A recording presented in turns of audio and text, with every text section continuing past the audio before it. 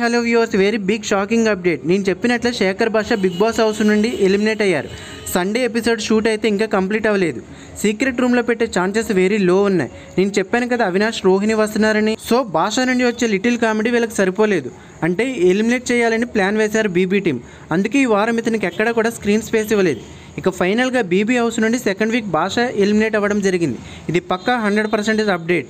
ఎలిమినేషన్పై ఖచ్చితంగా కామెంట్ చేయండి ఫ్రెండ్స్. ఇది ఫెయిర్ ఎలిమినేషనా లేదా అన్ఫెయిర్ అనేది ఖచ్చితంగా కామెంట్ చేయండి. ఇక నాకు తెలిసి అఫీషియల్ ఓటింగ్స్లో ఖచ్చితంగా పృథ్వీకి తక్కువ ఓట్స్ పడి ఉంటాయి. కానీ బీబీ టీంకి టీఆర్పీ రేటింగ్ కోసం గొడవలు కావాలి కాబట్టి పృథ్వీని సేవ్ చేసినట్లు తెలుస్తుంది.